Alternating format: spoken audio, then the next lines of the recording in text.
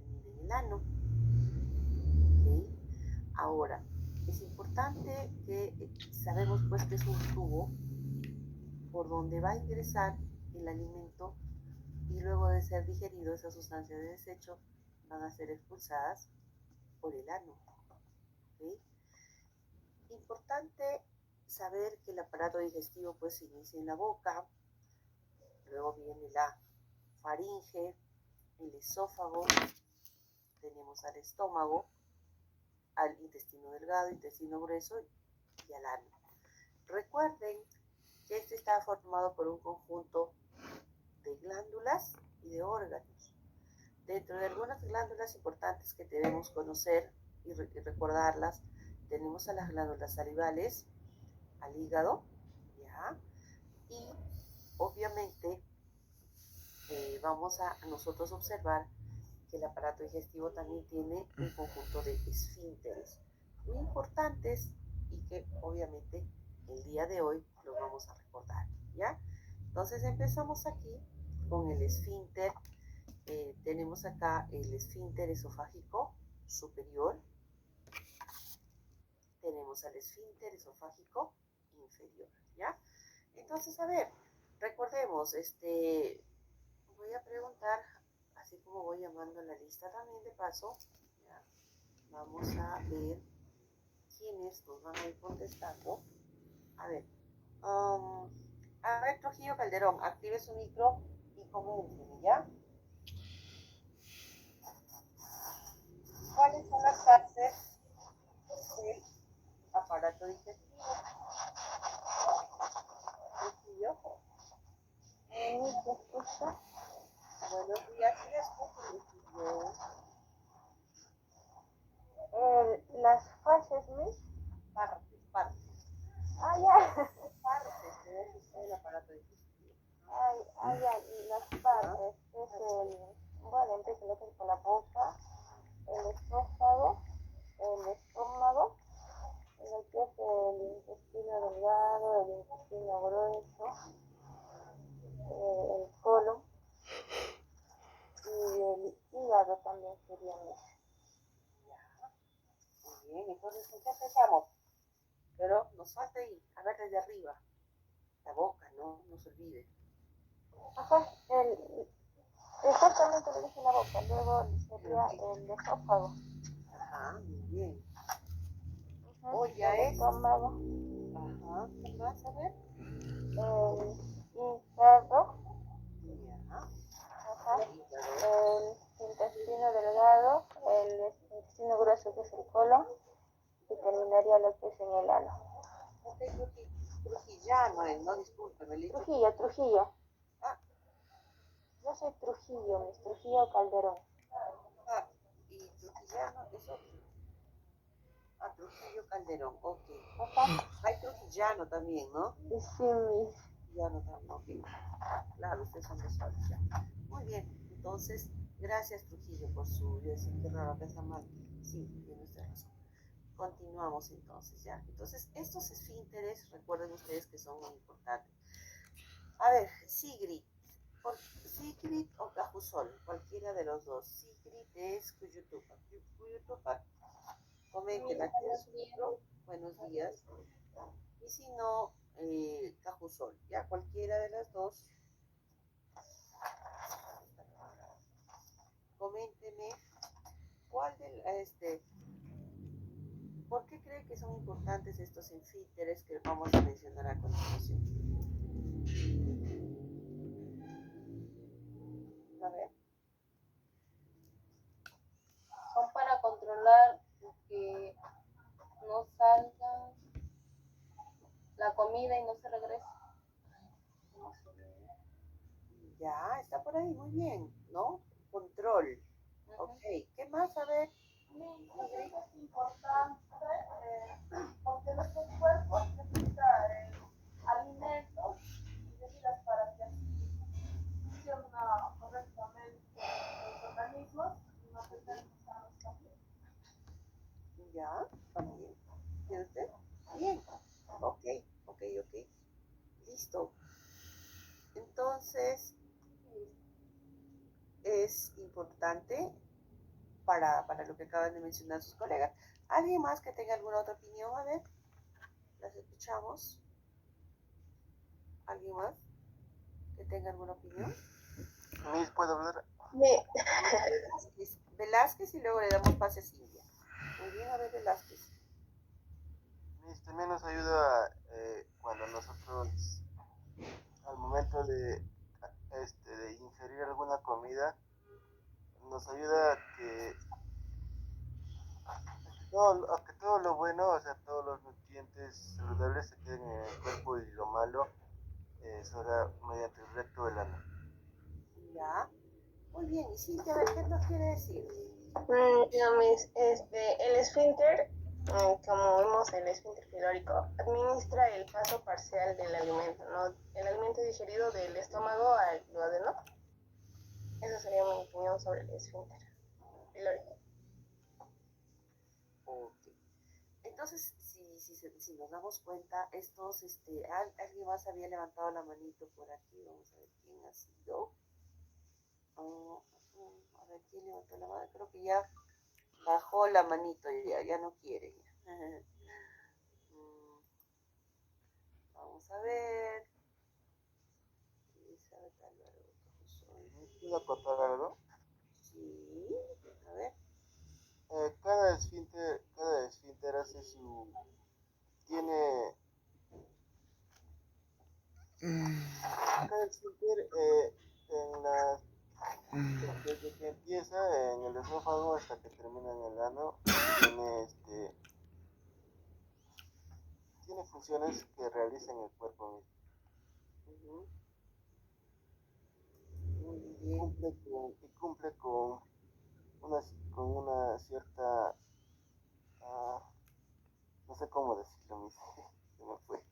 Con una función, ¿ya? ¿Cuál es la función? ¿Para qué crees que te sirvan los esfínteres? Uno sería para regular y otro mantener el cuerpo Regular. en estado. ¿Qué Regular y más? mantener el cuerpo en un buen estado. Ya, muy bien, ¿no? Entonces, si bien es cierto, va a tener mucho que ver para el momento que cuando, por ejemplo, ingresan los alimentos, ¿no? Van a tender a relajarse, ¿no? Y luego impedir, pues, que ese reflujo gastroesofágico pueda retornar, ¿no? Pueda regresar. Y muchas de las personas que tienen alguna falla a este nivel, obviamente van a tener algunos inconvenientes, pues, ¿no? Entonces, por eso es importante estos esfínteres, ¿ya? Entonces, ¿qué esfínteres tenemos? Vamos a ir recordándolos, ¿ya? Aquí tenemos al esfínter esofágico superior, ¿ya? Tenemos al esfínter esofágico inferior, tenemos al esfínter pilórico justo cuando termina el estómago, ¿no? Donde termina el esófago y se inicia el estómago, tenemos al esfínter esofágico inferior, tenemos al esfínter pilórico, ¿ya? Y donde termina e inicia, donde termina el intestino delgado y comienza el intestino grueso, está el esfínter ileocecal, ¿ok? Y luego tenemos al esfínter anal, que se caracteriza por tener un esfínter anal interno y un esfínter anal externo, ¿ya? Recordemos también en el caso de cómo está, pues, compuesto la mucosa y submucosa, o en este caso el intestino, si bien es cierto, cada parte de nuestro intestino se va a caracterizar por tener en este caso estas capas, ¿no? Tanto la capa mucosa, la capa submucosa, la serosa y la muscularis. Pero ustedes se darán cuenta, pues, que de acuerdo a las funciones que van a ir cumpliendo los órganos digestivos, ¿no? Cada uno tiene una característica, una particularidad muy importante que ustedes lo han visto en anatomía, ¿no? Entonces, vamos a ver en este momento cuáles son esas características. Vamos a ir un poco recordándolas, ¿no?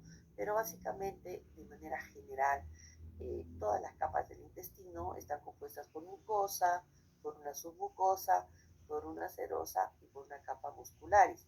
Pero recuerden ustedes, de acuerdo a la función que cada uno va a ir cumpliendo en este caso van a ir cambiando esas características de las células, por ejemplo, ¿no?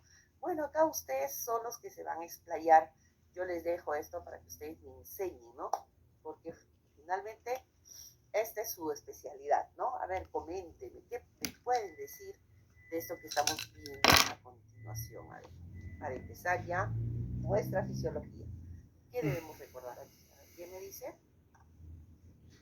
Yo mismo le puedo decir. A ver, ¿alguien activó el micro? Yo Vamos a mismo, ver buenos quién fue. días. Hola Roger, muy buenos días. Bueno, A ver, mis, Roger. en la imagen se nos hace ver las piezas dentales, ¿no? Las arcadas dentarias superiores e inferiores que van a contribuir a la deglución.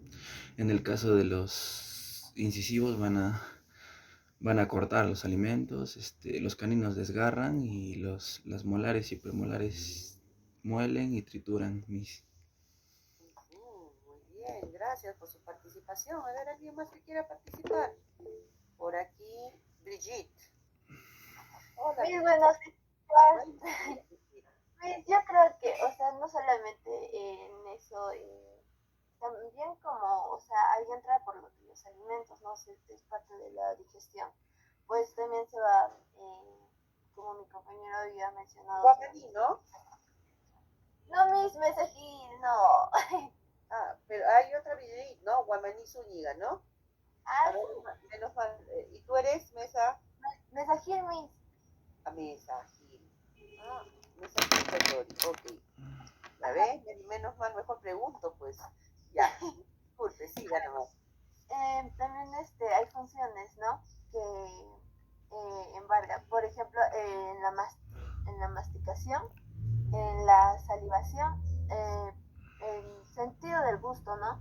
El hablar y pues también puede ser la deglución. La devolución, muy bien. Gracias, Brigitte. ¿Alguien más que quiera participar? A ver, aparte de Mesa Gil, nadie levanta la manito. Entonces, oye, ustedes son tromes en esto. Coméntenme, puede saber qué partes tienen esos dientes, que cada uno tiene una función como lo están mencionando. En el adulto cuántos hay, en los niños cuántas piezas dentarias tenemos, por qué es importante su odontograma en el caso de ustedes. A ver, pues coméntenme. A ver, ¿alguien me quiere comentar? Yo mis, ¿Me escucho? ya. Ya. Las piezas dentales en los niños son 10 piezas dentales, ¿no? Am, a, a partir de los 7 8 años, vamos cambiando ya a unas piezas permanentes. Y a los 21 22 años ya vamos a tener los dientes completos, los que son 32 en total. Ya, en esta parte también la alimentación es muy importante para los dientes, ¿no? Ya que una buena alimentación también mantiene un buen estado de los dientes, como no consumir muchos carbohidratos, no consumir muchos azúcares, muchos dulces, mantiene en buen estado nuestras piezas dentarias. Pero es muy importante la alimentación también en esta parte. Ok, entonces estamos viendo pues qué importante, ¿no? Qué importante nosotros, ¿tenemos alguna alumna Galvez aquí? Sacando alumnos que no existen. No. Bueno.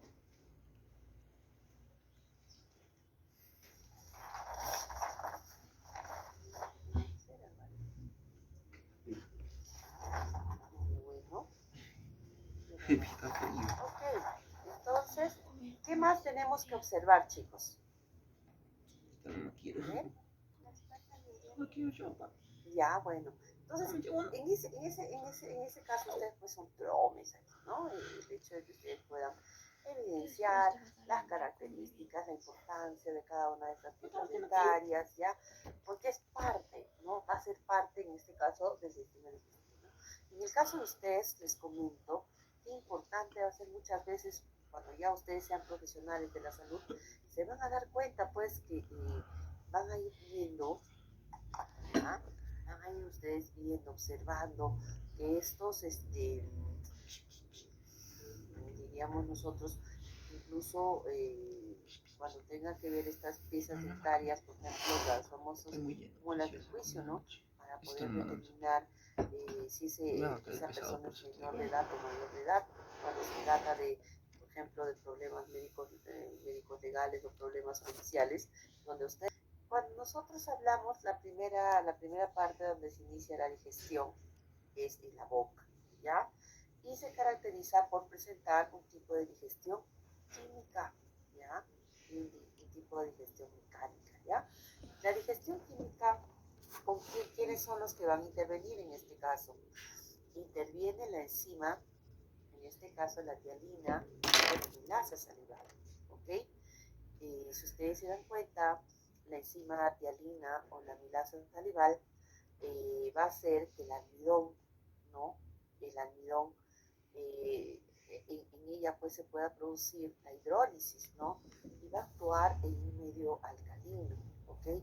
Y este medio pues alcalino básicamente va a tener mucho que ver con, en este caso, para que también de alguna manera pueda participar la saliva, ¿no? O sea, ¿quién va a participar también aquí en esta digestión? Va a participar la saliva, ¿no? En esta digestión química, ¿no? Y pues se va a producir el proceso de masticación. Ahora, muy importante, recuerden ustedes, me encanta preguntar que en la digestión vocal, básicamente, quién es el almidón, ojo, el almidón, es ahí donde se va a producir la digestión química del almidón en la boca, ¿ok? Ahí se produce esto, ¿ok? Importante que ustedes recuerden que el moco, ya, esa saliva que normalmente va a ayudar a lubricar el alimento y para que se pueda producir el bolo alimentario, ¿ya? Entonces, primera pregunta que me encanta hacer a mí siempre en el examen es esta, ¿no? ¿Dónde se produce el bolo alimentario? Entonces, ustedes, ¿dónde me van a decir? Chicos, a ver, ¿dónde se va a producir? Hola, muy bien, Rondinel, buenos días. En la boca, ¿ya? Y recuerden ustedes que la digestión bucal, ¿dónde es que se va a iniciar el almidón? Es en la boca, ¿ok? Entonces, hemos referido, acá ya este es un resumen pequeñito, ¿ya? Recuerden que cuando el alimento ingresa, inicia la digestión bucal, ¿ok? Como ustedes podrán observar, el alimento ingresa a la boca y se producen, pues, como ya lo habíamos dicho, dos tipos de digestión, ¿no? Acá yo les muestro la digestión mecánica y la digestión química. ¿Pero de quién? Básicamente del almidón, ¿ok? Entonces, ¿quiénes son los que intervienen aquí en la digestión bucal o de la boca? Intervienen para la digestión mecánica, intervienen los dientes, intervienen los músculos masticatorios o masticadores, ¿ya? Estos, en este caso, déjenme decirles, en este caso, los dientes intervienen en la masticación, ¿ya? Y tanto los músculos masticadores intervienen también en la masticación para lo que es la digestión mecánica. Pero también intervienen para la digestión mecánica, interviene la lengua, ¿ok? ¿De qué manera, no? Produciendo en este caso el gusto, ¿no? Sintiendo el gusto en este caso, ¿ok? Ahora, esta digestión mecánica, vamos a decirlo así, interviene también, ¿quién? Interviene la saliva, ¿ya? Interviene la saliva. Sabemos que la saliva está, dentro de los componentes que tiene, está compuesto por el agua y por el moco, ¿ok? Agua y moco igual saliva, ¿ok? pero también contiene una enzima llamada la famosa amilasa salival, que es la que va a tener mucho que ver en la digestión, ¿ok? Entonces, para quiénes son los que intervienen, en este caso en la digestión química, para que se pueda producir el bolo alimenticio alimentario, en este caso estamos con, vamos a decirlo así, la saliva, ya, interviene la saliva, interviene una enzima que es la amilasa salival, para que se pueda producir la digestión química del almidón, ¿no? Y de esta forma también producir el bolo alimentario, ¿ya? No sé si esto queda claro. Tenemos en la boca dos tipos de digestión, la digestión mecánica y la digestión química. Para que produzcan qué cosa, el bolo alimentario. ¿Quiénes son los que intervienen aquí? Intervienen los dientes, de los que hace un ratito ustedes han mencionado la importancia. Intervienen los músculos masticadores, la lengua y la saliva, ¿ok? De esta manera ya sabemos de qué está compuesto, ¿no? De qué está compuesta la saliva, moco, agua y una enzima que también tiene, en este caso, que es la amilasa salival, que es la que va a ayudar, en este caso, a que se pueda producir la digestión química del almidón, ¿ya? ¿Alguna intervención o algún aporte que quieran hacer? Ya saben, los aportes bienvenidos.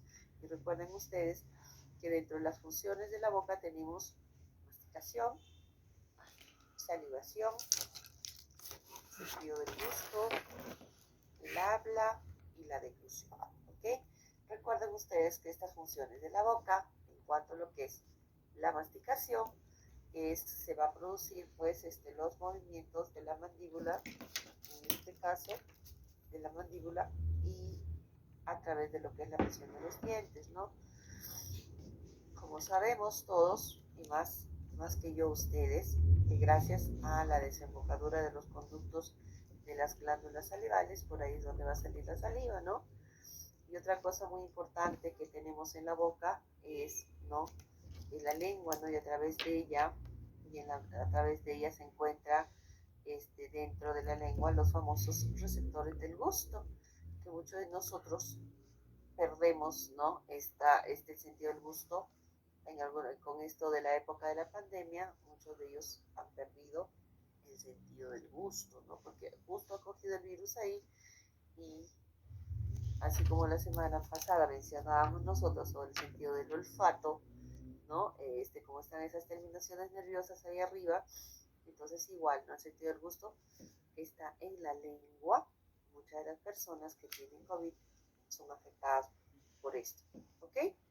Y en cuanto al habla, en la boca se encuentra gran parte de las estructuras que van a ir modificando el son, en este caso, para que se pueda producir, ¿no?, la voz, para que podamos hablar de una manera coherente y adecuada, también está dentro de la boca, ¿no?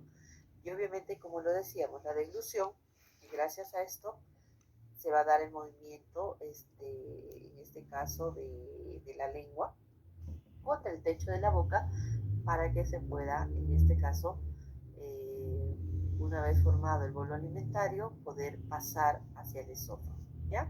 Entonces, si yo les pregunto dónde se forma el bolo alimentario, ¿ustedes dónde me van a decir? A ver, chicos. En la boca, ¿no? En la boca. Ok, eso tenemos que tener. Eso lo pregunto a ti en el examen. Bueno, y aquí tenemos pues a la faringe, tenemos este órgano que tiene que ver con la deglución y el pasaje del bolo alimentario desde la boca hasta dónde va a llegar. En este caso llegará pues hasta el estómago.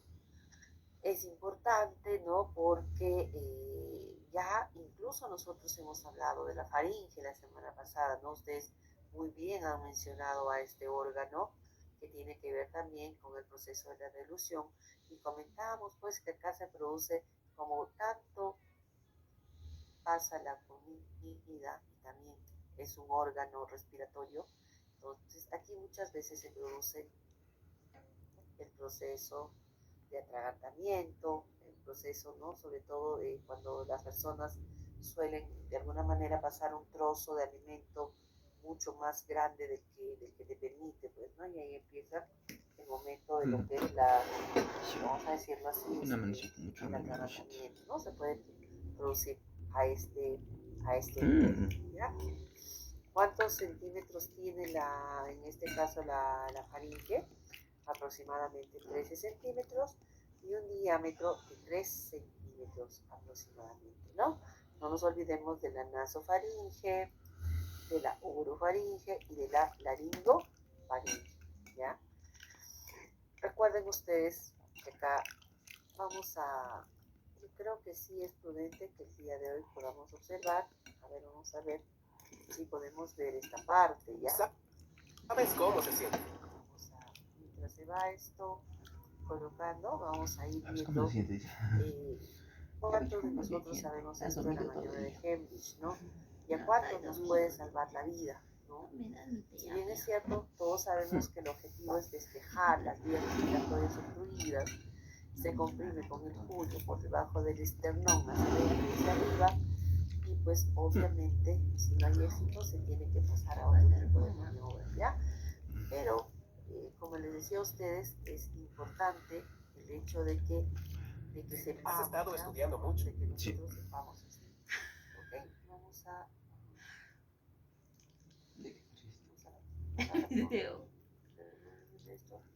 Está preguntando. Y les vamos a pasar. ¿Ustedes me prefieren? Maniobra de Helching, amor, ¿tú aprendes eso? Esa es la pronunciación correcta. Todos, ¿qué tal? Esperemos que estén muy bien. Vamos a ver en este video la maniobra de Heimlich. De Heinlein. Yo dije Heinrich. Heinrich. Aquí está, ¿no? A 2 horas. No importa. Está bien.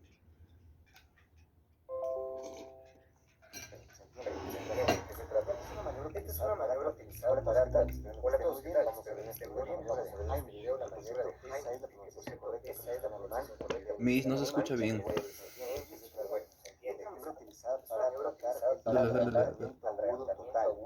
¿Tú entiendes? Cuando entra un objeto en la vía aérea, este puede generar una oclusión parcial o total. Cuando es parcial, es decir, deja parte de la vía permeable, el paciente puede que esté muy bien. Vamos a ver en este video la maniobra de Heimlich, que por cierto, esa es la pronunciación correcta porque está en alemán. La mayoría dice Heimlich, pero bueno, se entiende de qué se trata. Esta es una maniobra utilizada para tratar el ataque.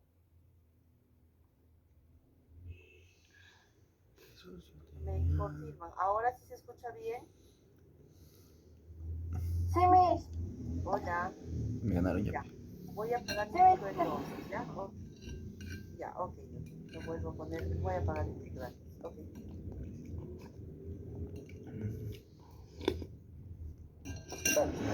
Bien, vamos a ver en este video la maniobra de Heimlich, que por cierto, esa es la pronunciación correcta porque está en alemán. La mayoría dice Heimlich, pero bueno, se entiende de qué se trata. Esta es una maniobra utilizada para tratar el atragantamiento agudo total. Es decir, cuando entra un objeto en la vía aérea, este puede generar una oclusión parcial o total. Cuando es parcial, es decir, deja parte de la vía permeable, el paciente puede emitir cierto quejido respiratorio, cierto estridor, también puede toser.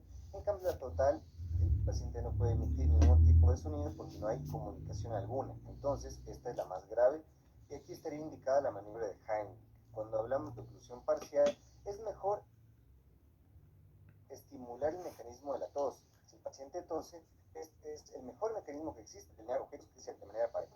En este video vamos a revisar la técnica correcta en el niño, en el bebé, también en ti mismo, porque tú te atragas si no te nadie alrededor te ayude, ¿de acuerdo? Así que vamos a mostrar. Aquí les presento a Heimlich. Tenemos al señor Heimlich, al hijo del Heimlich, al pequeño bebé Heimlich, ¿de acuerdo? Imagínate que usted estaba reposando en el restaurante y de repente los tres te atragantaron al mismo tiempo. Pues vamos a la maniobra en cada uno. Entonces primero vamos con el señor Heimlich. Las primeras manifestaciones que hace el paciente cuando atraganta también llevarse las manos al cuello, también puede ser una fase de angustia, puede haber un poquito de cianosis en los labios. El paciente desesperadamente mira hacia los lados por allí, detrás del pie, la mano derecha la pones en puño, la izquierda la pones delante de esta mano.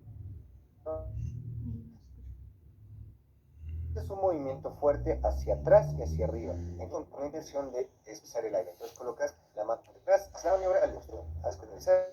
Estoy estudiando cambiado. Extraño. Está más mejor este curso. ¿Verdad? Y es un movimiento fuerte hacia atrás y hacia arriba para que salga el objeto. También nos puede pasar que el objeto no sale, como es el caso de este paciente. El objeto no sale después de aplicar varias maniobras, el paciente pierde la conciencia. Y cuando pierde la conciencia, lo que está indicado es hacer RCP. O sea, la para luego pasar a las respiraciones, sí, hasta que llegue el servicio de emergencia.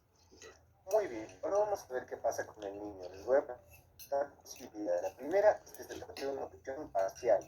Si hay parcial, pasa parte del aire, el paciente se agarra la garganta, pero sí podemos escuchar cierto estilo inspiratorio. Entonces, estamos en el mecanismo de la tos, salió el cuerpo por la propia tos del paciente. Ahora vamos a simular qué pasaría si fuera un atragantamiento total. Entonces, aquí el paciente se sujeta, no se escucha nada. Entonces aquí es un total, vamos a hacer la maniobra de Jaime. La única diferencia con la mitad es que tenemos que llevar al niño o nosotros colocarnos a su estatura. Hacemos la misma maniobra y sale el cuerpo extraño.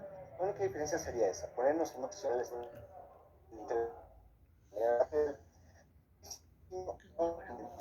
pues al igual que el adulto tendríamos que iniciar las maniobras de RCP, ¿de acuerdo? Muy bien, si se trata del bebé, lo primero que tenemos que hacer es estimular su reacción. Si es que el bebé no responde... Perdón, el esófago con sus esfínteres esofágico superior y el esfínter esofágico inferior. Recuerden ustedes que acá se comunica con el estómago. Recuerden que aproximadamente tiene 25 centímetros. Algo que tenemos que tener en cuenta aquí es que por ahí va a pasar los alimentos a través de unos tipos de movimientos peristálticos, ¿ya? El esófago, recuerden ustedes que tiene 3 partes, un tercio superior, medio e inferior, ¿ok? Tercio superior, medio e inferior. Recuerden ustedes que por acá el bolo alimentario va a ingresar, ¿no? Y va a ir avanzando a través de movimientos peristálticos, ¿no?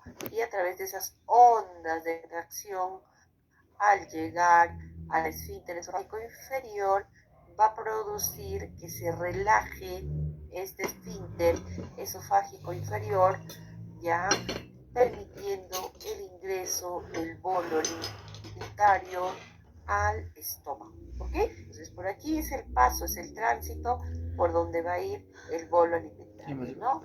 Por esas con características de peristalsis, ¿no?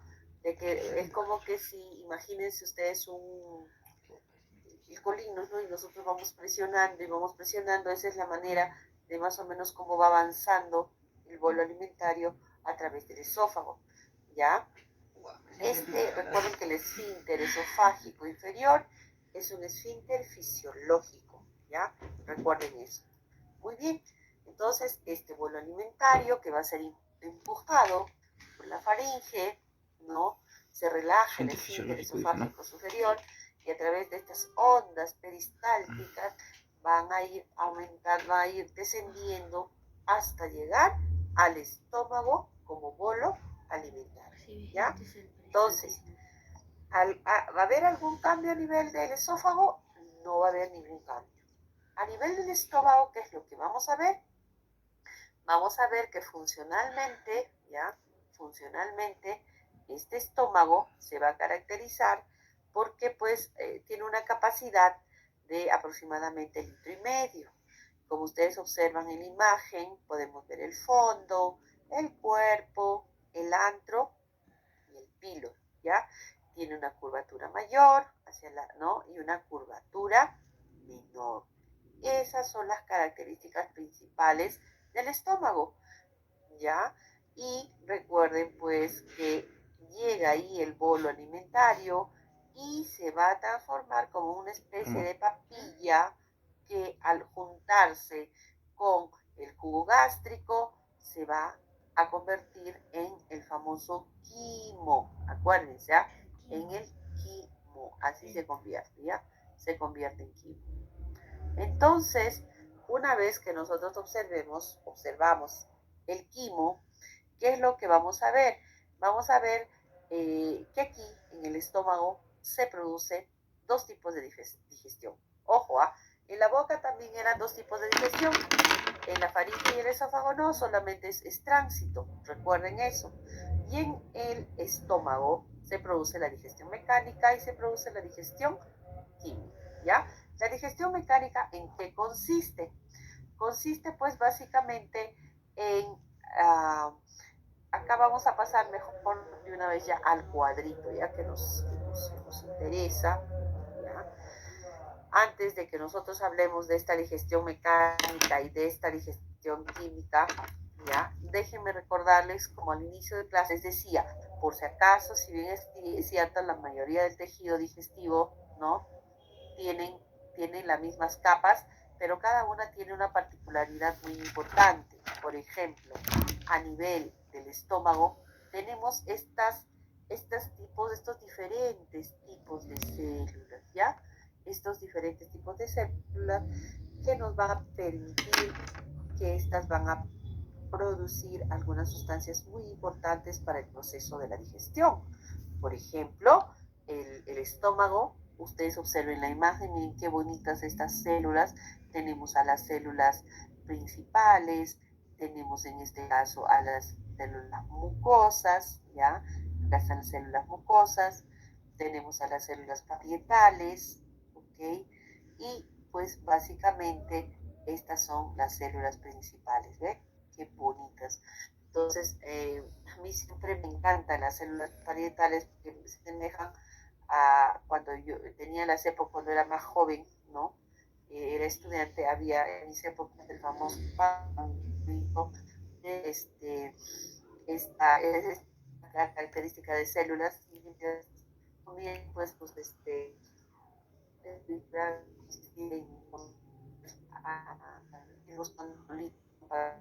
¿Entiendes?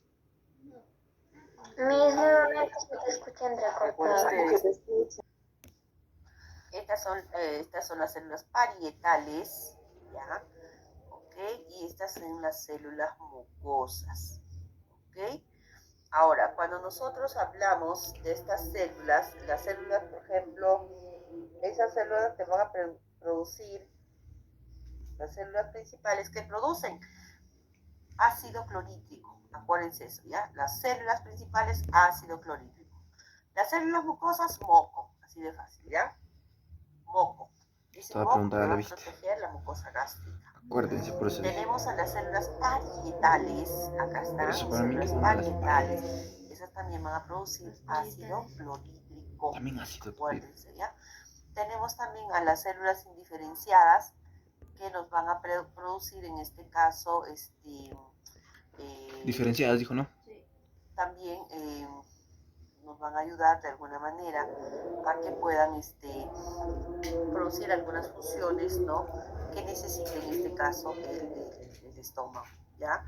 Ahora, estas células APUT también producen jugo gástrico, ¿ya? Hay algo muy importante que tengo que comentar con ustedes, ¿no?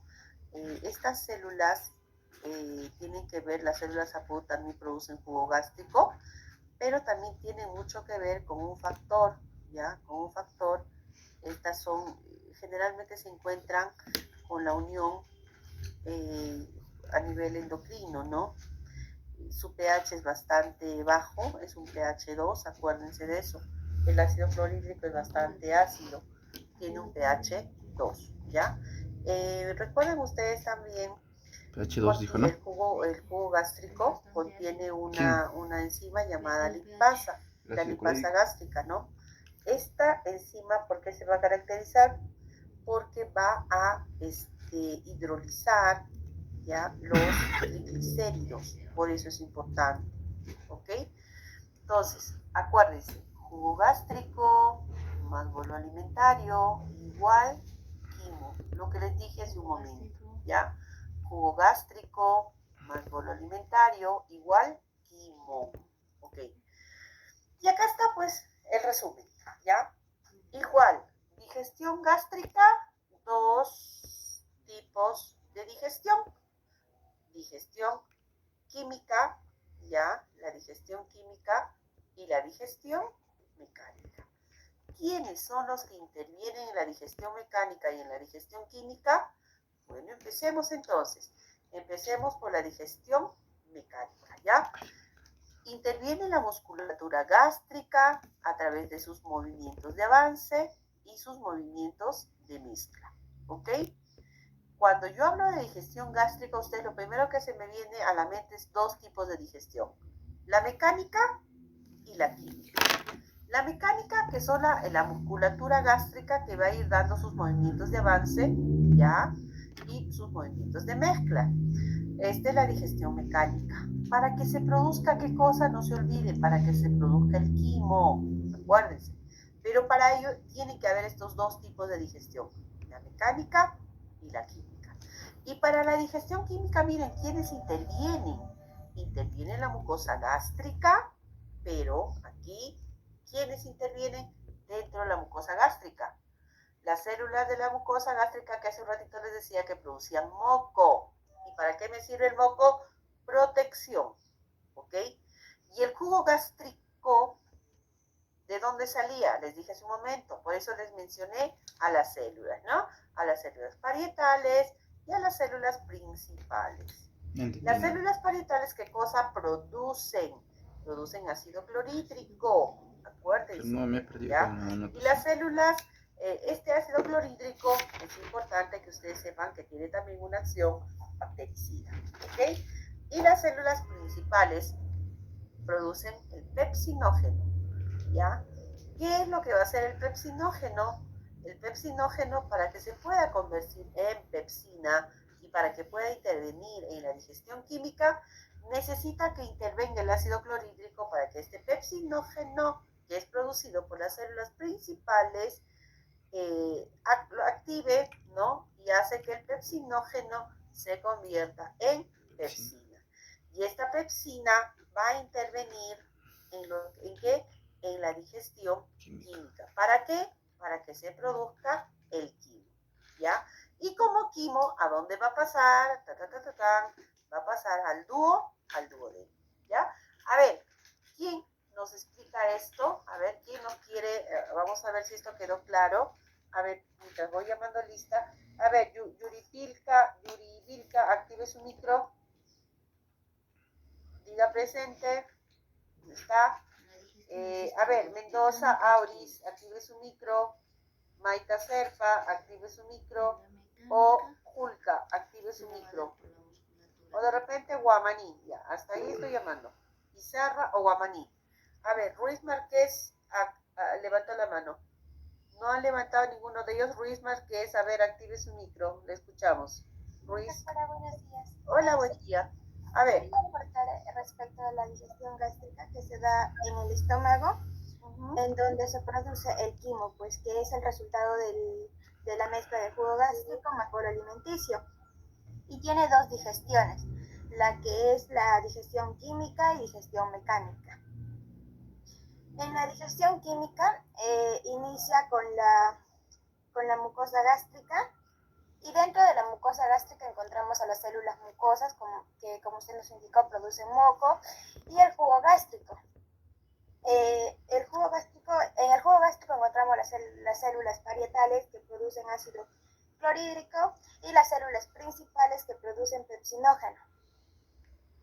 Y el pepsinógeno se convierte luego en pepsina y ahí está el resultado, que es la digestión química. En cuanto a la digestión mecánica, el músculo gástrico, a través de movimientos de avance, y de movimientos de mezcla, pues forman el quimo. Ahí está el resultado de digestión química y la digestión mecánica, ambas forman el quimo y luego este quimo pasa al duodeno. A lo mejor está comiendo. La ha ido un rato a callar. Te vi aquí. ¿Qué significa esto que estoy viendo? Ok, entonces esto va quedando Va. más claro aún, ¿se dan cuenta? Listo. ¿Qué otra cosa más tendríamos a ver, comentar? No sé si esto quedó claro. No me han contestado la lista, eso significa que han faltado. Ya les volveremos a llamar. Buenos días, me llamó. Hola, Yuri Vilca. A ver, ¿qué entendió hasta aquí de la digestión gástrica? Lo escucho.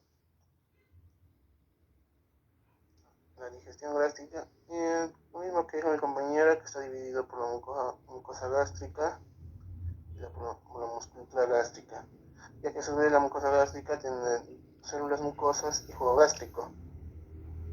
Las células mucosas está compuesto por un muco que protege al estómago y el jugo gástrico que tiene células parietales y células principales. Eso lo entendí.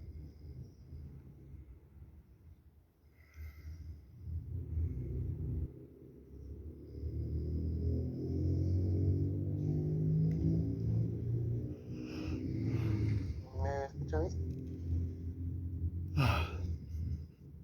Sí, le escucho. Muy bien. Listo, su apellido es Yuri Vilca, ¿no? Y todos los elementos que intervienen.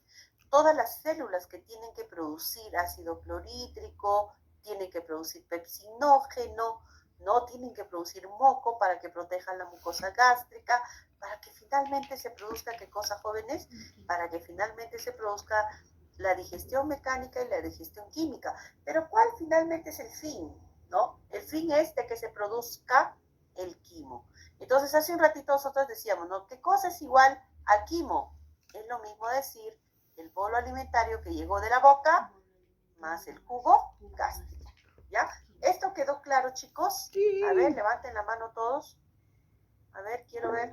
Levanten la mano si esto quedó claro. Algo, mis. Si no, Hay una mano preguntando. que más o menos así. Ya, Jan Maita dice que su audio está malo. A ver, levante. Yo creo que va quedando esto un poco más claro, ¿no? Seguimos entonces. Seguimos, ¿ya?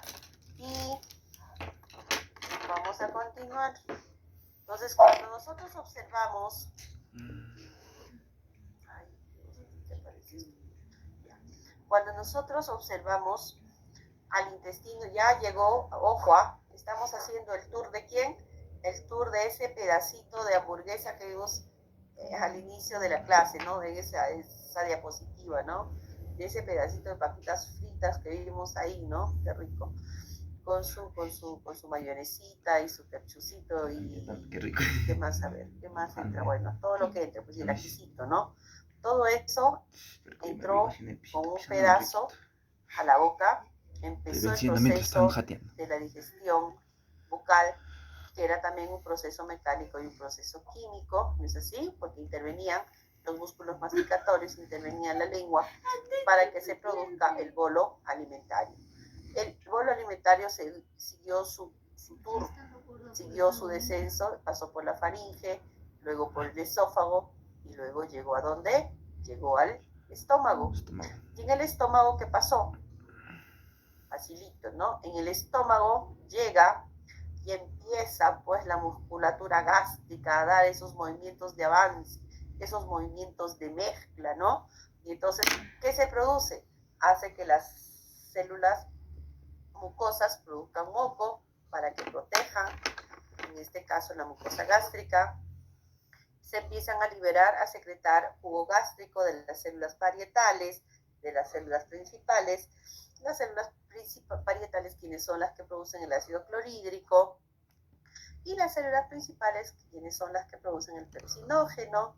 Se produce todo el proceso de la digestión mecánica y de la digestión química, para que ese bolo alimentario juntado con con este caso con el jugo gástrico, que ya sabemos que está compuesto, ¿no?, de ácido clorhídrico más pepsinógeno, ese jugo gástrico se mezcla con en este caso con el bolo alimentario, y ¿en qué se convierte?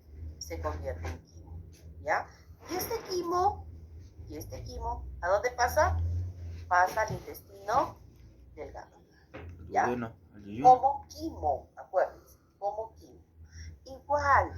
El intestino delgado tiene una característica de tener, pues, el desayuno, nosotros hablamos el desde el ilion. punto de vista anatómico, dividido en tres, ¿no? Duodeno, yeyuno, ilion, aproximadamente mide 6 a 7 metros de longitud, ¿ya? Pero el duodeno tiene, a su vez tiene sus 4 porciones que ustedes lo aprendieron en anatomía, ¿no? Su porción superior, la descendente, la horizontal y la ascendente, ¿no? Pero básicamente lo que nos interesa a nosotros es que en este caso aproximadamente pues nuestro duodeno mide 25 centímetros, ¿no? El yeyuno aproximadamente de 2 a 5 metros y nuestro ilion de 3 a 0.5 metros también aproximadamente, ¿ya? Pero déjenme decirles que si yo ya empiezo a ingresar de una manera más microscópica aquí a mi intestino, lo que nosotros vamos, al intestino delgado, lo que nosotros vamos a ver es que como aquí se va a producir la digestión, el proceso más importante es aquí donde se va a completar la hidrólisis de las sustancias orgánicas del alimento listas para ser absorbidas. Aquí en el intestino delgado, ese quimo que ingresó del estómago se va a convertir en kilo, ¿ya? Y el kilo ya es vamos a decirlo así, pues que es un líquido lechoso, blanquecino, que va a poder ser absorbido en el intestino delgado, ¿ya?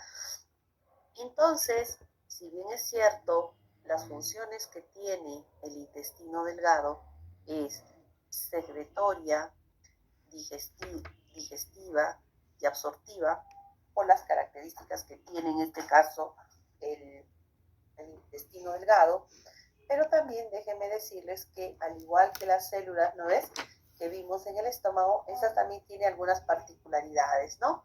Primero que tiene esto, les voy a preguntar, ¿ya? Las microvellosidades intestinales. O sea, hay unas células, las famosas células absortivas, que son las que tienen estas microvellosidades, ¿ves? Miren, qué bonitas. Pero también tenemos algunas células caliciformes. Y estas caliciformes que están aquí, miren, estas células caliciformes son las que van a producir el moco en el intestino delgado, ¿no? Y tenemos a unas células, a las famosas células enteroendocrinas o enteroendocrinas, que van a secretar una enzima llamada secretina, ¿ya? Que son muy importantes también, ¿no? Y luego tenemos otro tipo de células que son las células de Panet, que secretan la lisocima, que es otra enzima que tiene la capacidad de fagocitosis, son como los tachitos, ¿no? Que tienen esto de ir comiendo todas esas sustancias de desecho, ¿ya? Entonces, vuelvo a repetir, las células, la secretina, ¿no? Cuando nosotros hablamos de la secretina, recuerden ustedes que esta secretina, ¿cuál va a ser la característica? Esta hormona básicamente tiene pues como, vamos a decirlo, es parte, su secreción, ¿no? Primero que es una hormona que estimula la secreción del jugo pancreático, ¿ya? Por eso es importante la secretina, ¿no? Y pues obviamente, ¿quién lo secreta? Pero el duodeno y yeyuno, ¿no? Pero que es estimulada ¿por quién? Por la acción del quimo, ¿ya? Entonces vuelvo a repetir, la hormona secretina, ¿ya? La hormona secretina estimula a que el jugo pancreático salga, ¿ok? Entonces, es importante esta hormona secretina, ¿ya? Pero ¿por qué se va a empezar a secretar secretina cuando llega el quimo sobre la mucosa duodenal? Esta es la que va a estimular para que se pueda producir, para que pueda salir en este caso el jugo pancreático, ¿ya? Por eso es importante, ¿ya? Por eso es importante la secretina. ¿Quién produce la secretina? La célula enteroendocrina, ¿ya? O llamado también secretina, ¿ya? O llamada también, o es la que va a estimular a que la secretina estimule, en este caso, al jugo pancreático, ¿ya? Ahora, Otra cosa que tenemos que tener en cuenta, si bien es cierto, tienen vellosidades, tienen algunos pliegues circulares y tienen algunas glándulas que van a secretar moco, que es muy importante porque nos van a servir para la absorción, ¿ya? Es importante también que ustedes sepan en qué consiste este proceso de la digestión química y digestión mecánica que se produce en el intestino delgado, ¿ok? A ver, entonces, ¿cómo se produce esto? ¿Cómo se produce? A ver, vamos a ver. ¿Qué dijo? A ver, vamos a ir algo.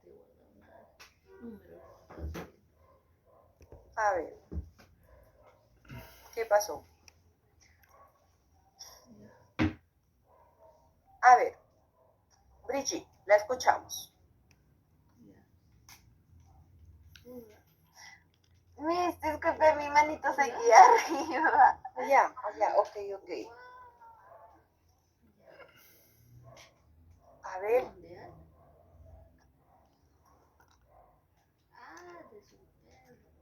Por acá preguntan, y el jugo y las células, ¿no? En este caso, a ver, ¿qué células eran las que liberaban? A ver, levanten la mano, las que tienen que ver con, a ver, ¿qué enzima es la que tiene que ver con la liberación de, para que se estimule, en este caso, una sustancia que estimula el jugo pancreático? A ver. La célula enteroendocrina, Miss. Ya, ¿qué cosa libera la célula enteroendocrina? A ver, Ruiz. La hormona secretina, Miss. Excelente. Tiene que ver con la secretina, ¿no? ¿Qué es la que va a estimular a quién? A ver, coménteme. ¿A quién estimula? ¿Al jugo pancreático, Miss. Al jugo pancreático, muy bien, para que se libere en este caso, ¿ya? Para que en este caso se pueda producir todo este proceso, ¿ya? Listo, muy bien, estamos atentos, debo felicitarlos. Ruiz Márquez, y quien más me contestó en este momento. Yo, Miss. Bien, yo, Miss. Roger, seguro. Roger. Sí, Miss. Luis Márquez. Sí, Miss. Miss, yo también, Miss. Y ya me he cansado de ponerle los palitos ya a Brigitte. Y Roger, ¿su apellido cuál es? Roger, me olvido su apellido, ¿dónde está acá usted? Pacheco Mandari, Miss. Pacheco, Roger, ya, ok. Muy bien, listo. Y por último, Vamos. ¿dónde está? Acá está. Un mensaje. Ok. Entonces, chicos, o jóvenes y señores y señoritas, no nos olvidemos ya que esta digestión es muy importante. Cuando el intestino delgado recibe el quimo, a nivel del duodeno, tanto la bilis y el jugo pancreáticos, los cuales van a actuar sobre el quimo en la luz del intestino, ¿ya? Pero previo a eso, recuerden, se ha producido algo muy importante, que en este caso, esta hormona, la hormona secretina, es la que va a estimular la secreción del jugo pancreático, ¿ya? Y su secreción por parte del duodeno. Entonces, recuerden, si ese quimo por ahí tiene mayor cantidad de contenido, o sea, desde el momento que nosotros estamos consumiendo grasa, ya como que el jugo, el jugo ya va produciendo, ¿no? Recuerden que eso lo vamos a ver la próxima semana, no me quiero adelantar tanto porque eso lo vamos a ver la próxima semana, pero ustedes recuerden que esta parte de aquí, sobre todo, tienen que ver que este juego, vamos a decirlo así, ¿no? Este juego de intercambio que se va a ir dando, ¿no? Desde cuando llega el quimo al intestino delgado y ya se empieza, ¿no? Empieza este que generalmente se va a dar en la luz, ¿no? A nivel superficial, ¿no? Y quienes también van a intervenir esos movimientos de segmentación y esos movimientos peristálticos, ¿no? Y los cuales al mezclarse con el jugo pancreático, ¿no? Y en este caso con la bilis, se va a convertir en algo muy importante. ¿Cómo se llama en este caso? A ver, ¿quién me dijo? el famoso kilo, ¿ya? El famoso kilo. Como kilo es que va a empezar, ¿qué cosa? Es que va a empezar su, vamos a decirlo así, su absorción. ¿Y cómo es básicamente el kilo? El kilo básicamente, como les decía yo, es una sustancia lechosa, blanquecina y líquida, prácticamente líquida, ¿no? Entonces, recuerden que para ello interviene toda una, para la digestión química, ¿no? Van a tener que intervenir, recuerden, en este caso, enzimas que van a ir estimulando para que esto pueda ser absorbido de una manera pues ideal, ¿no?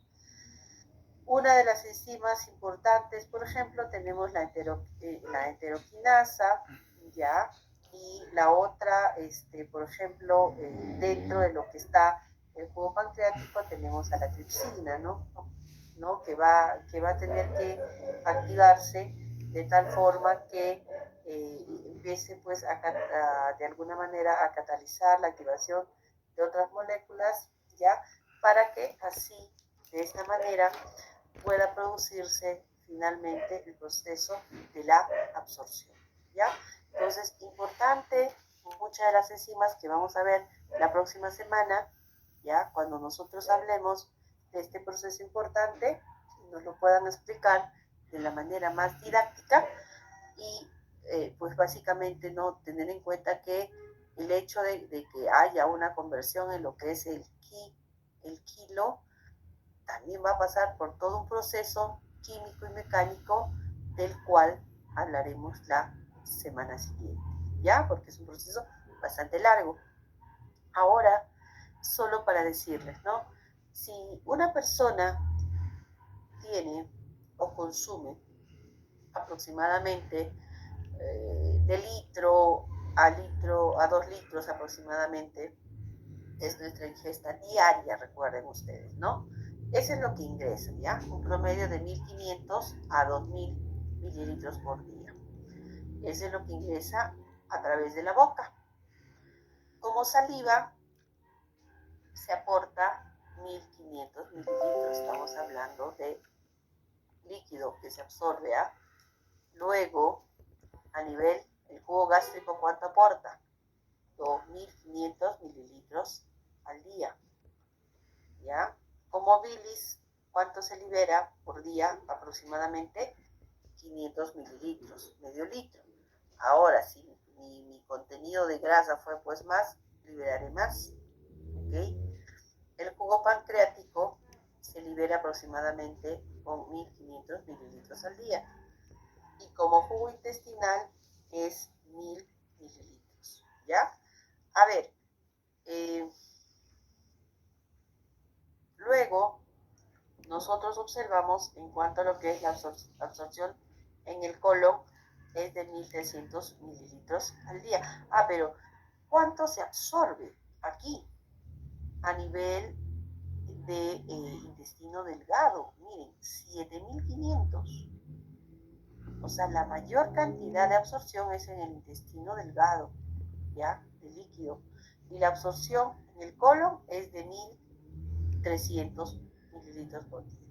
¿Y cuánto se elimina de líquido por aproximadamente a través de las heces? Es un promedio de en realidad es de 100 a 200, les comento, ¿no?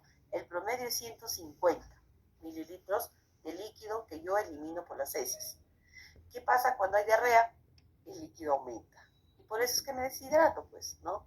Por eso es que me deshidrato. Entonces, con esto ya nos hacemos la idea de la cantidad de líquido que ingiero yo, un aproximado de 1.500 a 2.000. Y todas estas son las cantidades que se va aportando, ¿no? A través de la saliva, del jugo gástrico, de la bilis, del jugo pancreático, ¿no? De todo esto que se va a ir absorbiendo, pero finalmente, ¿qué es lo que va a suceder? ¿Cuánto se absorbe? De todo esto que se liberó, es 7.500 nuevamente vuelve a absorberse a través del intestino delgado por las vellosidades intestinales. ¿Cuánto se absorbe a nivel del colon? Casi litro y medio, 1300 mililitros por día. Pero ¿cuánto elimino de líquido por mis heces? De 100 a 200 mililitros por día. Promedio 150. ¿Ya? Entonces, la mayor parte del líquido es reabsorbido en el intestino delgado. ¿Ya? Y como ustedes verán, el agua se va a ir moviendo en ambas direcciones. ¿Ok? Es importante ustedes que obviamente que esto va a depender también de la comida de la cantidad de comida que se ingiere y de la cantidad de líquido que se ingiere y de las características de la comida que se ingiere, ¿no?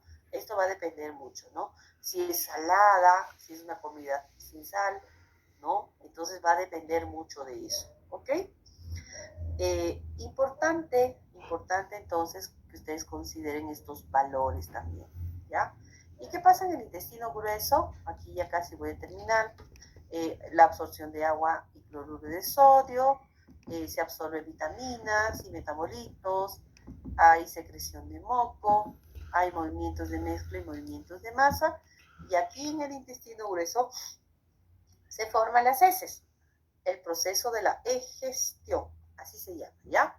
El proceso de la egestión. Muy bien.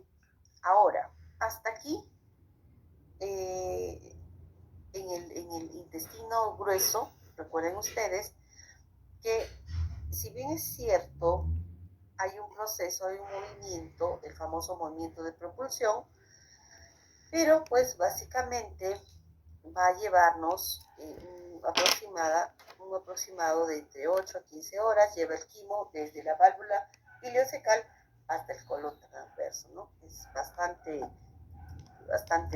grande, ¿no?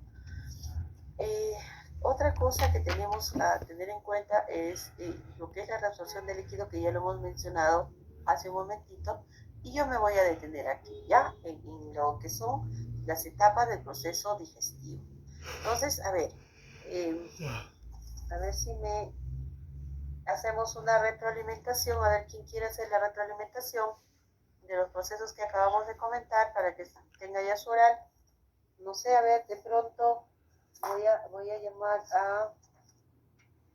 no he llamado a Rojas Galvez, Paola.